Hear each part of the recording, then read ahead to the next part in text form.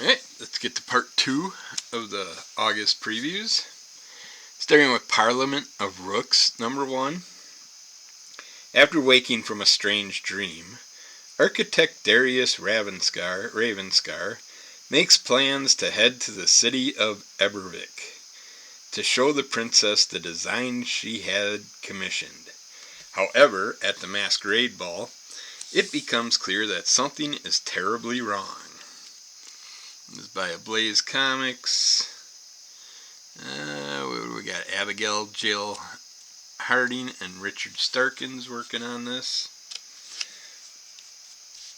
I think they got a couple more visuals on these next pages. Yeah, they got some colored screenshots. Pretty cool looking storyline in here. Very interesting, spooky woods scene, interesting little creature there appearing. It's like Parliament of Rooks, obviously has something to do with crows. And they also have a whole thing in there, a whole write-up. Alright, next up we got Liquid Kill number 1. Follow sadists slaughtering vigilantes as they encounter pure evil in a blood-soaked cyberpunk future. A la Ghost in the Shell meets John Wick. This is by Gabriel Lumazark and Max Hoven and Aaron Crow. With their leader Scylla still uncaptured, the remaining members of the Liquid Army slay their way forward to rescue him. The mission commander Matthias forces the hotel's manager Jake to help her find a secret entrance to the lower levels. Meanwhile, Kai and Lucero discover the monstrous acts that are occurring deep beneath the hotel lobby. Will they be strong enough to persevere?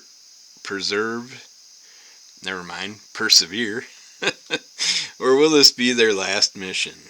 Outnumbered by vicious reptilians, Matthias must think quickly to save herself and her new guide, Jake, from grisly deaths. So if I'm having problems reading already and we just started, that's not a good thing. What the heck is this? Did I even have it? Yeah, I got that written down. We got Vampiro, Rockabilly Apocalypse number 1 by Michael Kingston and El Tororifico, Dr. Napalm. So El Tororifico, Dr. Napalm must be all one person's name. He does do a pretty cool homage cover there. But yeah, this looks interesting. Every guitarist knows his name. His performances are the stuff of legend. He's played all over the world, but his face has never graced a single concert poster. He's never advertised, he just appears. In this action-packed, double-sized first issue, we meet Everett Holden, an Austin music vlogger who's set out to discover the truth behind the urban legend known only as Vampiro, an underground guitarist that seemingly existed for over a century. Instead, he finds himself dragged into the middle of a shadowy conflict of biblical proportions. Join Vampiro, Luchadora Estrella Nocturno, and Everett as they hurtle down Route 66 in a 1955 Pontiac Bonneville on a quest to save the world. It's a tale filled with monsters, muscle cars, luchadores, cops, clowns, nuns, guns, demons, blood, and plenty of barbecue, as our heroes race against time and a whole host of enemies to try and thwart a secret plan to jumpstart the apocalypse. They don't say anywhere how many this is going to be, how many issues. I want to check it out. But again, if it's over 5 issues, I want to wait for the trade. But I might at least get the first one, see what happens with it. It's like Vampiro. The only Vampiro I know is the wrestling vampire character.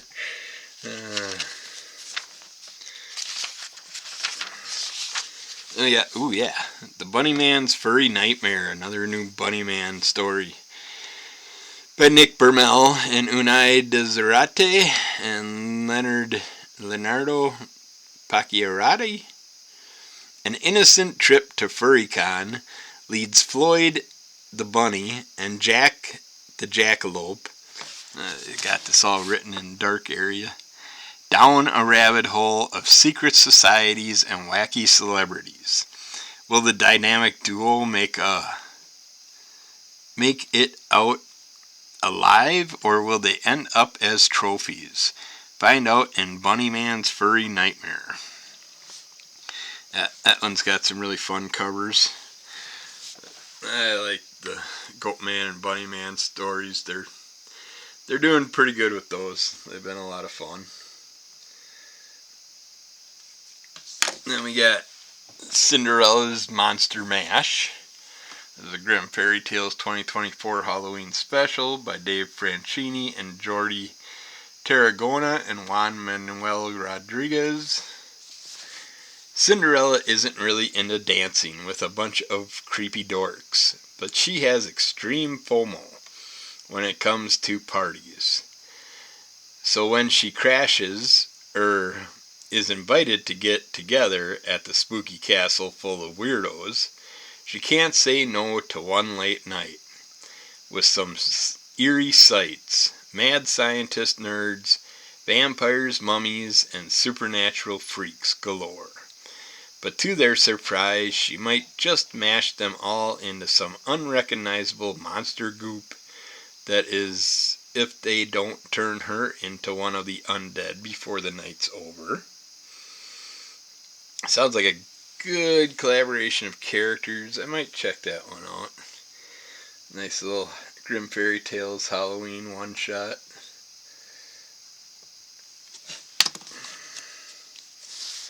So you gotta have a couple good Halloween style books. The Fairy Tale team up is, this month's one is Robin Hood and Mystery by Dave Franchini and David Wohl. Mary Medina has had her hands full these last few years, to say the least, and recently she's experienced some not so fun times being a target of the Congregation of the Dead, an ancient society of like-powered individuals who can control spirits, among other things. Similar to Mary, when she is in her mystery persona. And Robin Hood, well, let's just say she continues finding herself in trouble that most of the time she puts herself right in the middle of. Yeah, she's good for doing that. So when a friend reaches out to both of these heroes for help from beyond the grave, nothing will ever be the same as they are pulled deep into a muddy mystery that will change everything they know about the world they live in. Okay. Jump a few here, go past some, get into the Archies. Oh yeah, I was really happy to see this. For a Halloween book, the Chilling Adventures presents The 9 Lives of Salem. This is by Cullen Bunn, Dan Schoening, Ben Galvin, Matt Herms, and Jack Morelli. Salem was once a powerful warlock whose misuse of powers led him to live the rest of his life in servitude, acting as a cat familiar to a family of witches, but even in feline form he can't escape the sins of his past. And when some familiar faces return seeking revenge, he might just use up all his 9 lives trying to save himself from their wrath. Yeah. I was happy to see that they had the Salem one-shot out here. They got some little sketch designs here.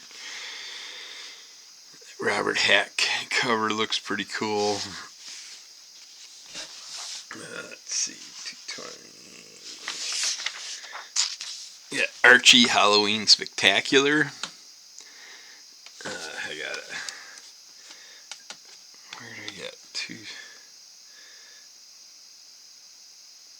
I got my thing all screwed up here. Gotta make sure I mark stuff. So this is by Ian Flynn and various writers, Stephen Butler, Lily Butler, and various artists. Brand new story, Party Hardly. A Halloween party at Lodge Manor turns into a real battle of good versus evil, thanks to Amber Nightstone. I like the little werewolf Archie there.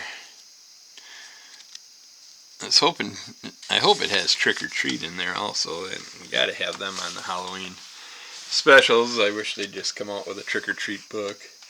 I like those little characters. And then we got Archie's Pale Jughead, number 78 Facsimile Edition. You'll be a winner once you get your hands on this beloved issue of Archie's Pale Jughead, number 78, faithfully reprinted in a full facsimile edition. Let's see, a monster award presented to the wearer of the most horrifying costume. I don't have that one in my collection, so I might pick it up. We'll see.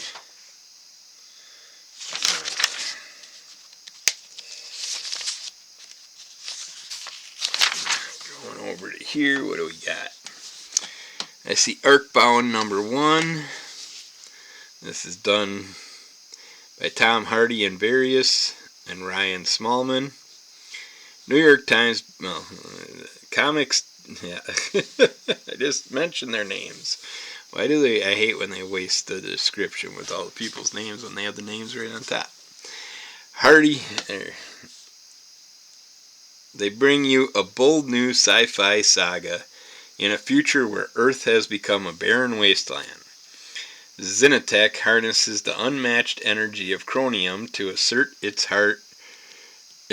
dominion across the stars. When Kai, a rising star mediator in Xenotech's army, gets an unexplained message from a mysterious entity, everything he thinks he believes is thrown into question, and leaves him to explore what it truly means to be human in a world where the boundaries of technology and identity blur.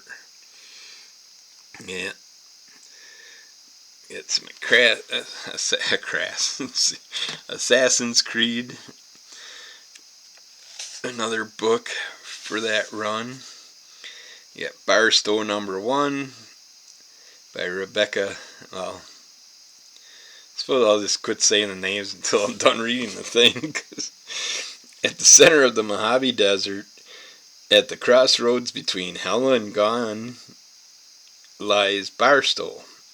Agent Miranda Diaz is in this godforsaken land on the trail of a missing agent.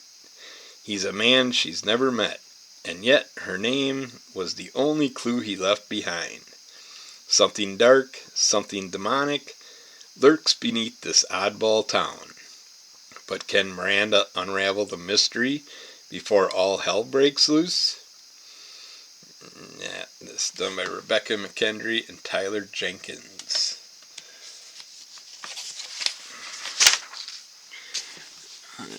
Black Hammer has a new one out, Spiral City number 1.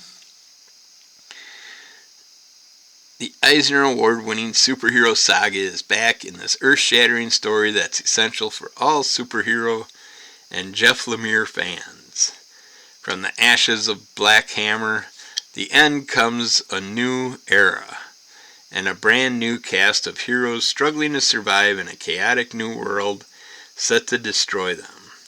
A bold new vision for the Black Hammer universe by Jeff Lemire and Teddy Christensen. Looks like some interesting bug characters that they're going to have nowadays, if they're going off the covers there. We got Borderlands, Moxie's Mysterious Memento, number 1, by Amy Chu and Mike Norton. Former celebrities and current badass Siren Amara misses the fame and excitement of her glory days. Nowadays, common stooges don't know who they're messing with, though they soon find out. In order to reclaim the highs of her former heroics, she needs a gig. Luckily, Moxie needs help recovering a mysterious artifact. I like Moxie, but the bar runner. But I don't know. I still haven't read the other Borderlands. I haven't got the first book for the other Borderlands yet, so I'm kind of curious how that one goes first with Tiny Tina. But I don't know. I think this is supposed to be a one-shot. I thought, from where I seen it somewhere else, but I could be wrong. We got FML #1 from Kelly Sue DeConnick and David Lopez. Comes this genre-busting apocalyptic odyssey about a group of metal kids who face a medley of bizarre foes and encounters in Portland, Oregon, during a worldwide pandemic. Riley is a teen that sketches out his heavy metal future with a ballpoint pen between monster movies and band practice. But musical stardom needs to compete with high school, the temper of a former riot girl, mother, the morbid obsession of a goth sister, and the eccentricities of bandmates that threaten to drive him and everyone around him insane. The balance gets harder after a ritual during a party in Portland's forest causes him to wake up one day to discover that the creatures, witchcraft, and metal world he's obsessed with may be a bit closer to home than he preferred. And I'm kind of confused. Is this in the Rebel Girls world? Because the way they put Riot Girl Mother, Grrrl, that's how Rebel Girls spells out their girl thing. I might have to check with someone from the Rebel Girls clan and see if that has anything to do with it. Other than that, it looks like, we got Living Hell #1 by Caitlin Yarsky. Meet Jerome Jamel, husband, father, demon. He is not just a place, or hell is not just a place, it's a prison, a realm where demons have lived in exile for eons. A few of them find a way back to the human world, where they hide in plain sight. Jerome was one of the lucky few to escape and start a new life. And for the sake of his daughter, Jerome is determined to stay out of trouble. But when he comes face to face with one of Hell's bounty hunters, his plans go awry. Okay. Let's see here, those are all ongoing. Looks like The Serpent in the Garden, Ed Gray in the Last Battle for England by Mike Mignola and Ben Stenback. Witchfinder Ed Gray is summoned by Alice, queen of the last standing realm on Earth, to defend her and England against Morgan Le Fay and her champion in a final standoff. Hellboy creator Mike Mignola and Ben Stenback team up for a final story after the end of the world.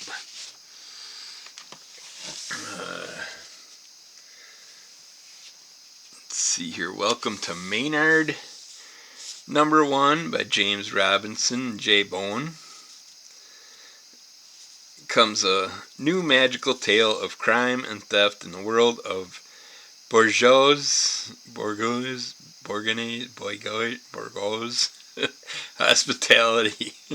Welcome to the Maynard. This is a hotel unlike any other. Okay. I gotta start paying attention to what I'm reading here.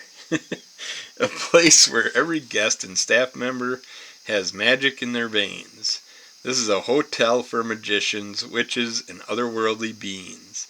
This is also where Philippa Pip, Dale, begins her first day as the hotel's new bellhop and trainee house detective, and where she is immediately thrust into a mystery involving an enchanted hotel theft whose daring thefts are deadly. This hotel is a magical, wonderful, dangerous place, so please come in and stay a while. This Where Monsters Lie cul-de-sac, I can't wait to read that, but I gotta wait for the trade. But the first Where Monsters Live run was a lot of fun, the way they played that out with the serial killers living in a town together. Alright, we got You Never Heard of Me #1. The ability to touch someone and see both the best and the worst moment of their life, be it past or future, means the ability to try to change things for the better. Such power can feel like a curse, especially if you're a teenage seer who thinks he has enough problems. Well, you'd want to see the best and worst things of people's lives, and then you're just a judgmental person doing whatever you want by just going off the little bit you see of their past and futures. The Art of Dead Space, you got there. Bowling with Corpses and Other Strange Tales from Lands Unknown. Some more Mike Mignola Hellboy type stuff. Jumping a couple pages here. 2. Monster High Halloween Special One Shot by Carol Brown, Ahmed, Naomi Frank, and Celia Lowenthal.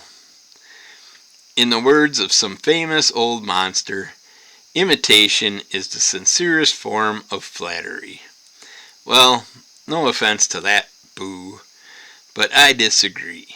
I mean, each Hallows Eve, normies wrap themselves in toilet paper and bed sheets and call themselves monsters, as if their flannel rags could touch our Claudine Wolf Aboriginal designs. Ghouls, there is nothing scarier than a bad costume. Luckily, Headmaster Frankenstein and Draculaura are throwing a carnival for the real monsters, guaranteed to genuinely send chills down their spines. Halloween may be a boring normie holiday, but you never know what or who might be lurking around the corner. I'm sure it's a fun Monster High style book. You got My Little Pony Classics reimagined if you want some pony past.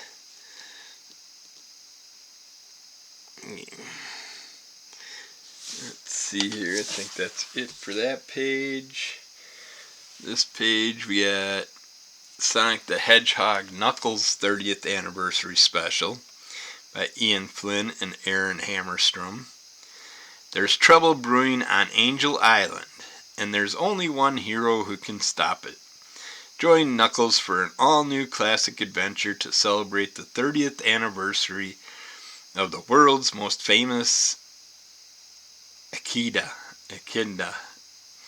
This is an addition to Knuckles' story that you won't want to miss.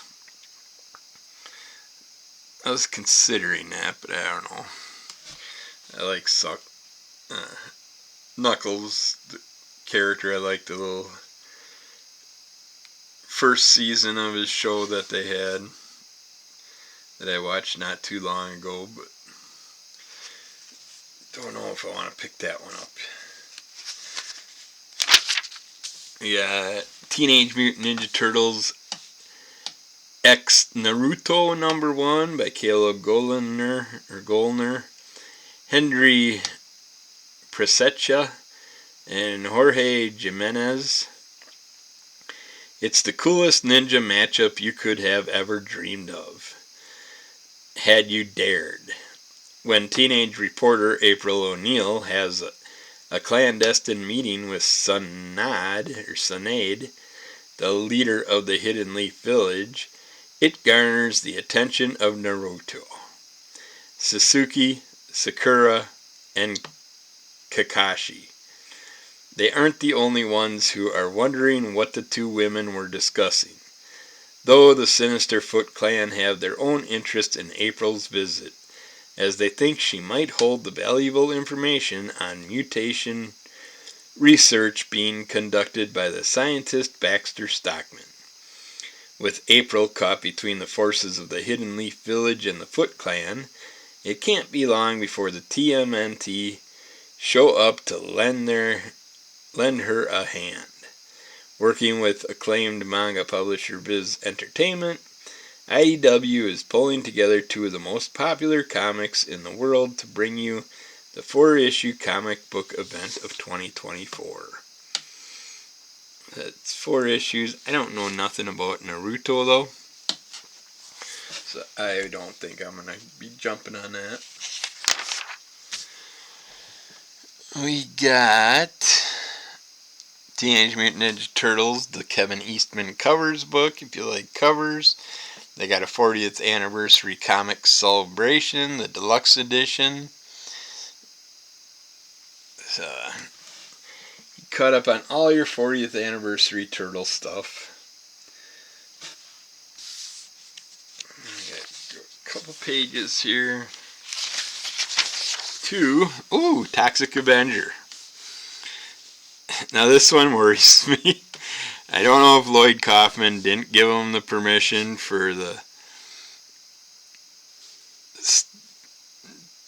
original vision or visuals for the Toxic Avenger. Don't know if I'm a big fan of this style of character. I hope this isn't who it's going to be. It is done by Matt Bors and Fred Harper. You remember him from the classic films, animated series, and action figures. Now America's grossest icon returns to comics. A train hauling chemical waste derails in Tromaville, New Jersey, transforming bullied teenager Melvin Junko into the massive mop-wielding Toxic Avenger. Pulitzer finalist Matt Bors and Fred Harper deliver a Toxie reboot brewed especially for the 21st century. I just don't know. I really would like to know what Lloyd Kaufman allowed them to do. I will definitely get the first issue, but I'm just not a fan of that look of the character. So, we will see. I have always been a fan of Toxie, but you can easily ruin it. Ruin the character, ruin the concept. Alright, we got Shadow Man and Punk Mambo, Tales from the Dead Side, one shot. Some pretty cool covers, monster-esque covers. Kind of like a mummy, Bride of Frankenstein, Creature of the Black Lagoon type crossover there. Yeah, not sure which one I'd go with, but this definitely looked interesting. We got AJ Ampadu and artist to be announced. How do you have artwork if you have the artist to be announced? I guess these are just cover artists. A Resurgence tie-in. Written by AJ Ampadu, this supernatural adventure explores the darkest corners of the Valiant universe. Shadow Man and the Dead Side take center stage in 3 weird and wild stories. Dr. Mirage and Punk Mambo embark on a fatal road trip through hell, wrapping up events from the Valentine's Day issue. Hell's a-poppin' in this must-read adventure. I didn't get the Valentine's Day special, so I don't know what happened with that story, so I might have to go back and get that. But we'll see. We got Shadow Man Soul Eaters #1 of 4.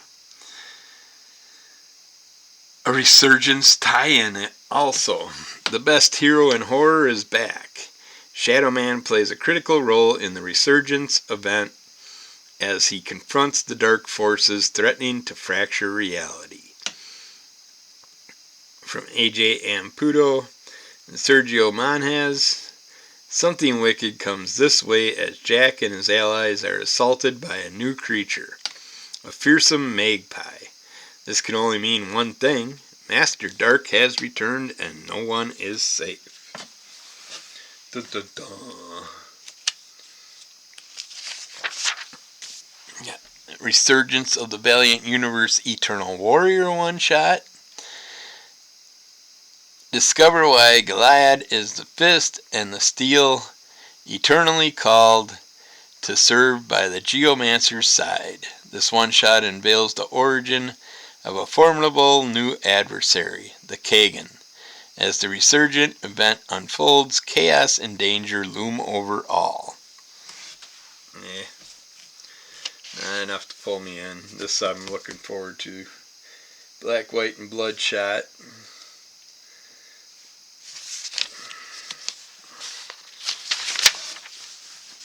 Then we got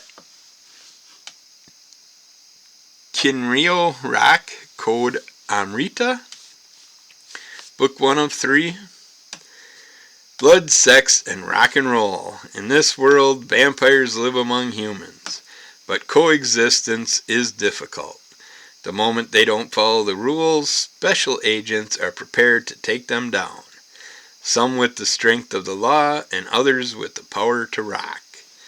Vampires and drugs. What is the mysterious Amrita?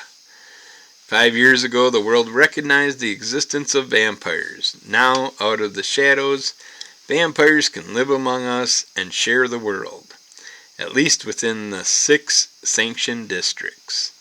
If a new society is to be born, it must first break a world, and for this transition to be orderly, there are humans and vampires ready to take care of any irregularities with the power of rock and roll.